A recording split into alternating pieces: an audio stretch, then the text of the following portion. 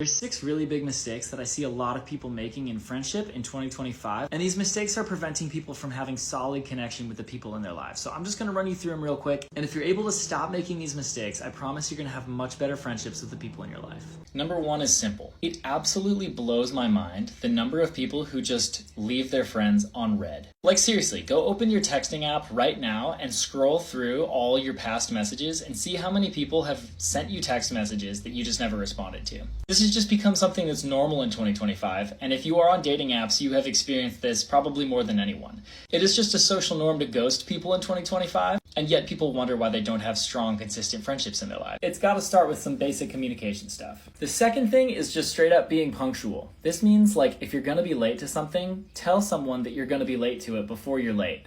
That is just not a common thing that people do anymore, and it's such an easy way to just communicate to someone, hey, I am excited to hang out with you. I value the fact that you've put time on your calendar to spend time with me. It bums me out that I wasn't able to be on time to the thing you invited me to. It really is just all these little things that we stopped doing at some point that communicate to someone, I care about you and this relationship. And now that we don't do those kind of things anymore, people are just in the dark as to who actually cares about them, who actually wants to show up as friends. And we are just not being consistent in each other's lives. Number 3 is waiting.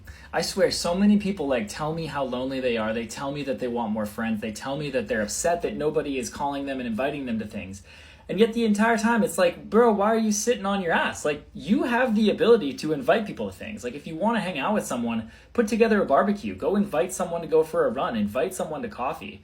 Why are we giving all of our power away to other people and just waiting, kind of sitting there, waiting for someone to choose us when we have the ability to choose people at any given time? Number 4 is poor boundaries.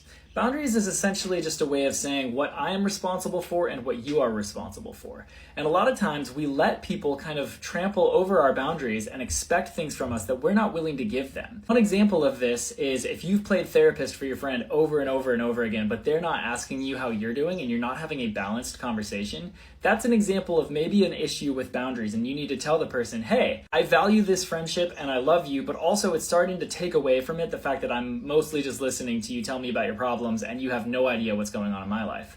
Set better expectations with the people in your life, and if they're not showing genuine interest in your life and you're just building in resentment, it might be time to leave that friendship and find someone else. Number 5 is talking way too much. This is super common, and especially if you're in the dating world, I'm sure you are exhausted by this. I talk to so many girls who go on dates and come back and they're like, yeah, the guy just talked the whole time. He never asked me a single question about my life. He knows almost nothing about me and I spent 3 hours with him. Like, that is so common, not just in romantic things, but that's just how friends are. We all know people in our lives that are like that, and sometimes we are blindly being that person to the friend